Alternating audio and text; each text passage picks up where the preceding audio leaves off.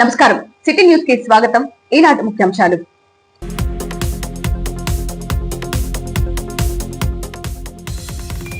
MLA Bolla బ్రహ్మనాయుడుపై ప్రభుత్వ chief whip జీవి Anjaneyulu fire.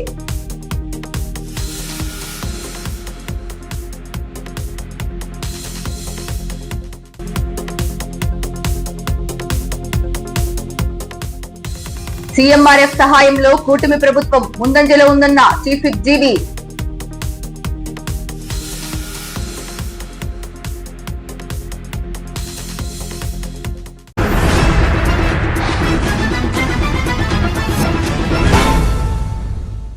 ముఖ్యమంత్రి సహాయ నిధి ద్వారా అర్హులైన ప్రతి ఒక్కరికి సహాయం అందిస్తున్నామని ప్రభుత్వ చీఫ్ విప్ వినుకొండ జీవి తెలిపారు.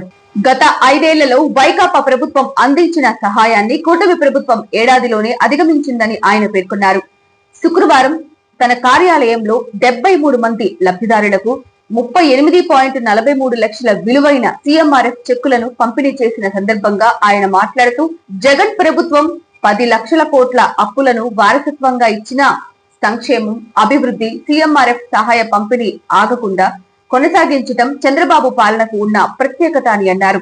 ఇప్పటి వరకు రాష్ట్ర వ్యాప్తంగా 500 కోట్లకు పైగా వినుకొండ నియోజకవర్గంలో 832 మంది లబ్ధిదారులకు 5.79 కోట్లకు పైగా సీఎంఆర్ఎఫ్ సహాయం అందించినట్లు జీవి ఆంజనేయులు వివరించారు. అనారోగ్యంతో ఇబ్బందులు పడుతున్న వారు సంబంధిత ధృవీకరణ పత్రాలతో సంప్రదిస్తే తప్పకుండా సహాయం లభిస్తుందని ఆయన హామీ ఇచ్చారు.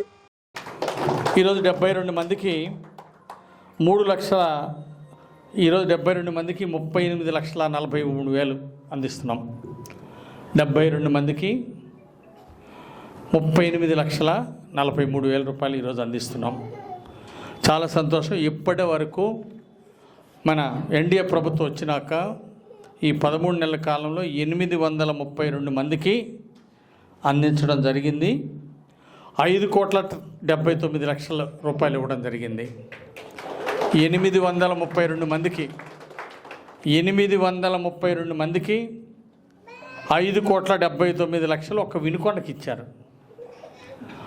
ఆ విధంగా మనము అడిగిన దానికి లేదనకుండా చంద్రబాబు నాయుడు గారు పేదలను ఆదుకుంటున్నారు.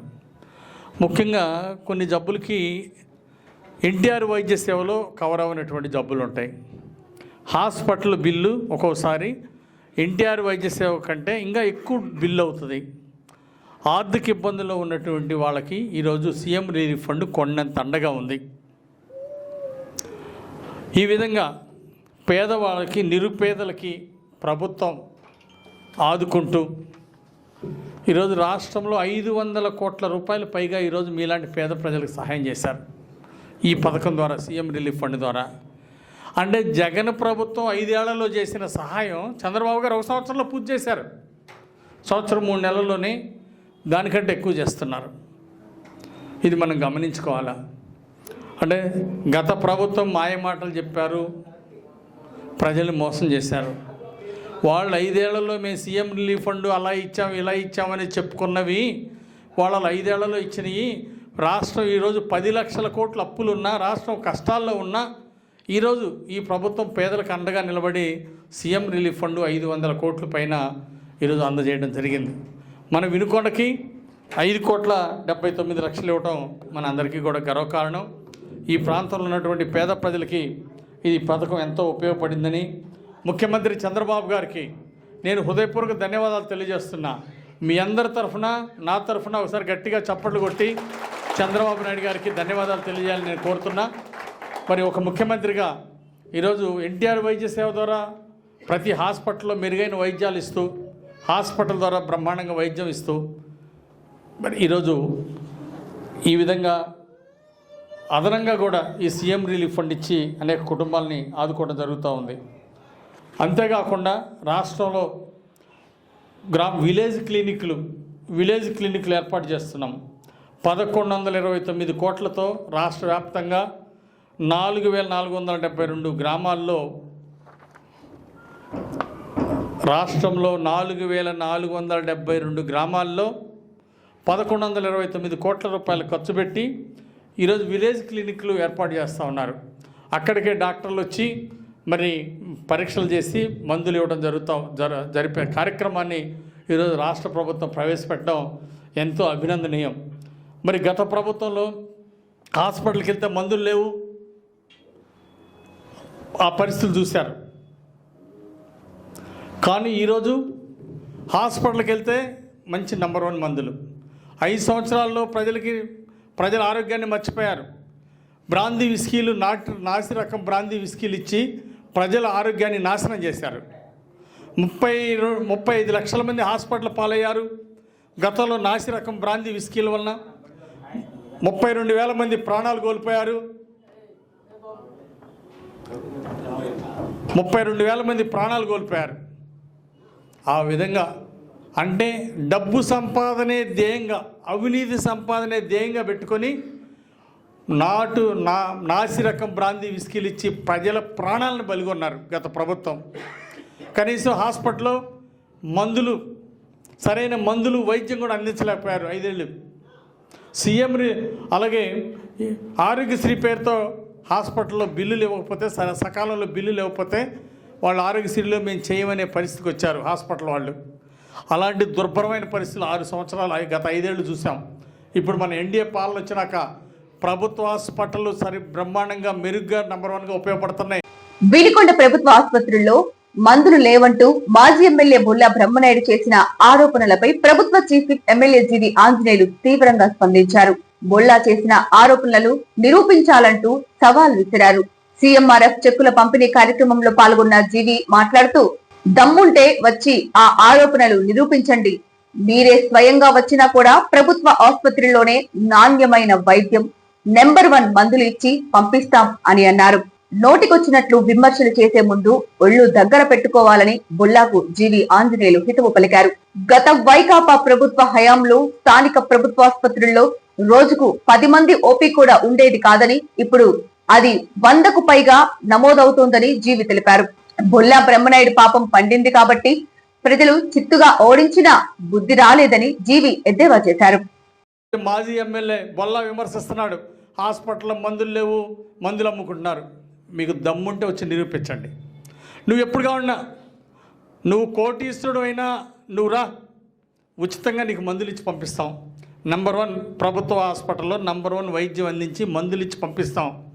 విమర్శలు చేసేవాళ్ళు నోటికి అట్టు వచ్చినట్టు మాట్లాడటం కాదు, ఒళ్ళు దగ్గర పెట్టుకొని విమర్శలు చేయండి. నోరెత్తితే ఉదయం లేస్తే అబద్ధాలుగా మాట్లాడటం కాదు. అసత్య ప్రచారాలు చాలా దుర్మార్గం. మీ పాపం పండింది కాబట్టే మీరు అసత్య ప్రచారాలు చేసి మీరు ఓడిపోయారు. ఇంకా బుద్ధి రాలే. ఎక్కడ ఒకసారి రండి, గవర్నమెంట్ హాస్పిటల్ రండి. మంచి డాక్టర్లు వచ్చిన పేదలు చూస్తున్నారు. మీ టైంలో ఓపీ 10 మంది కూడా రాలే. ఈరోజు రోజు 100 మంది పైగా ఓపీ వస్తున్నారు. ఒకసారి ప్రభుత్వ హాస్పిటల్ రండి. ఈరోజు ప్రతిపక్షంలో ఉన్నవాళ్ళు విమర్శించేవాళ్ళు నేను అడుగుతున్నా, మందులు కూడా ఇవ్వట్లేదని దుర్మార్గంగా మాట్లాడేవాళ్ళు హాస్పిటల్కి రావాలా? మీకే వైద్యం చేస్తాం, మీరే చూయించుకోండి. మీకు ఏ మందులు కావాలన్నా ఇక్కడ హాస్పిటల్లో పరీక్షలు చేసి మందులు కూడా ఇస్తామని ఈ సందర్భంగా నేను తెలియజేస్తున్నా. నోరు ఉంది కదా అని దుష్ప్రచారం చేయొద్దు. ప్రజలు నోటికి తాళం వేశారు నిన్ను ఓడించి. ఇప్పటికైనా బుద్ధి తెచ్చుకోవాలని ఈ సందర్భంగా తెలియజేస్తూ, ఈరోజు ప్రభుత్వ హాస్పిటల్లో నెంబర్ 1 సేవలు అందిస్తున్నాయి. ఈరోజు మన హాస్పిటల్ అన్ని రకాల మందులు ఇస్తున్నారు.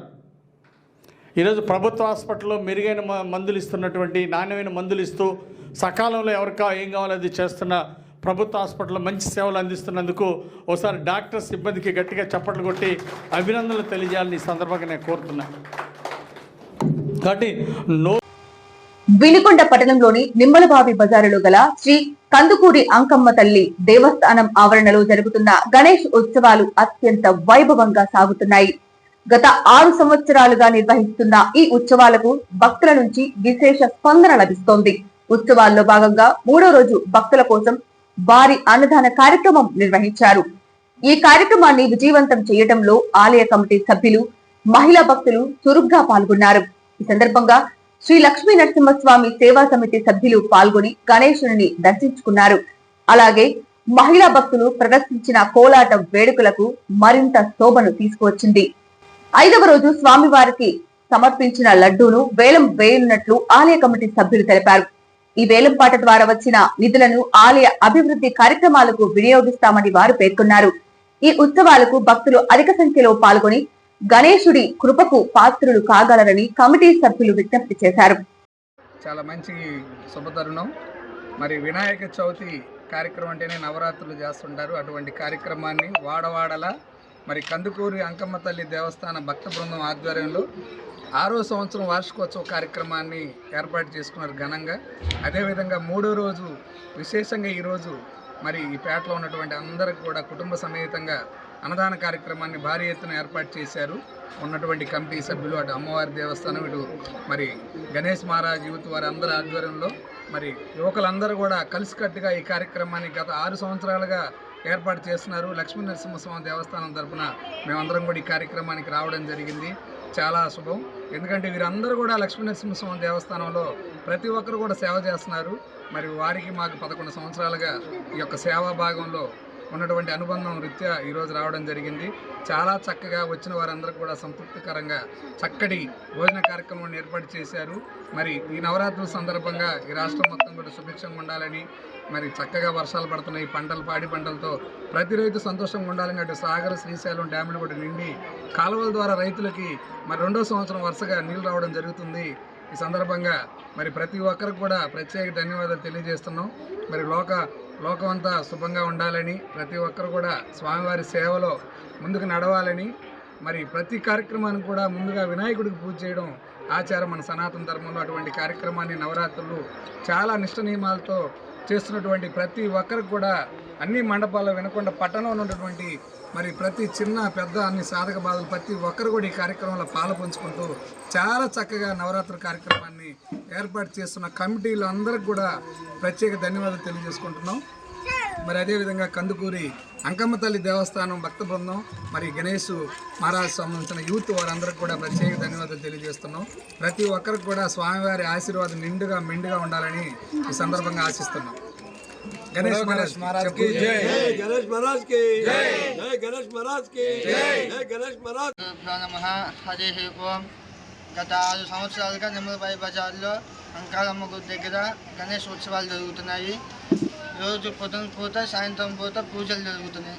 అట్లనే భజన కీర్తనలు జరుగుతున్నాయి. అంగరంగ వైభవంగా జరుగుతున్నాయి. కోలాటం, ఎల్లుండి భజన, అట్లాగా ఒక్కొక్కటి పెంచుకుంటూ వెళ్తున్నారు. ఆ స్వామివారి ఆశీస్సులతో గ్రామ ప్రజలందరూ సుఖ సంతోషాలతో ఆనందంగా ఉండాలని చెప్పి కోరుకుంటూ అంకాలమ్మ కమిటీ సభ్యులు అట్లనే మా గ్రామ పెద్దలు కోరుకుంటున్నారు. వినుకొండ పట్టణంలోని విష్ణుగుండి నగర్ లో రద్దీగా ఉండే రామాలయం సమీపంలో పట్టపగలే దొంగతనం జరిగింది. ఇంటి యజమాని బయటకు వెళ్లగా దొంగలు తాళాలు పగలగొట్టి ఇంట్లో చొరబడి నగదు, బంగారం దోచుకున్నారు. విష్ణుగుండి నగర్ లో నివాసం ఉంటున్న గద్దె వెంకట్రావు తన వ్యక్తిగత పనుల మీద బయటకు వెళ్లారు. అదే సమయంలో ఆయన భార్య బంధువుల ఇంటికి వెళ్లారు.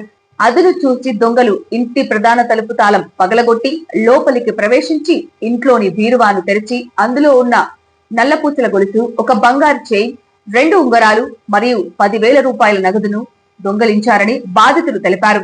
వారం రోజుల క్రితం ఇదే బజారులో తెల్లవారుజామున దొంగతనం చేయడానికి ప్రయత్నించిన ఘటన మరొక ముందే పట్టపగలు దొంగతనం జరగటం స్థానికులను ఆందోళనకు గురిచేసింది. మా ఊళ్ళో మా వదిన గారింటి దగ్గర ఉంది. మా వదిన గారింటి దగ్గర నుంచి మా ఊళ్ళో ఇంటికి వచ్చేవరకు తలుపులు తీస్తే లైట్లు వేసి ఉన్నాయి. ఆ బీరువాల బంగారం అవన్నీ తీసుకుని, డబ్బులు అవన్నీ తీసుకొని పోయారు.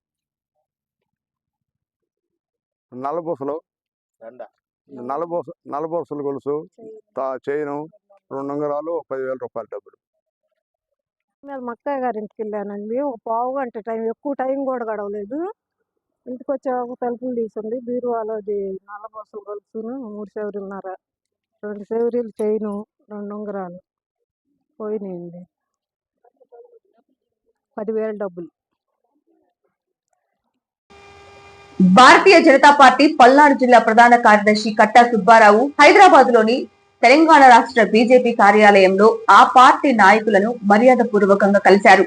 ఈ సందర్భంగా తెలంగాణ రాష్ట్ర బీజేపీ అధ్యక్షులు నల్లా రామచంద్రరావు మరియు కామారెడ్డి ఎమ్మెల్యే వెంకట రమణారెడ్డిలను ఆయన కలిసి వారి ఆశీస్సులు తీసుకున్నారు.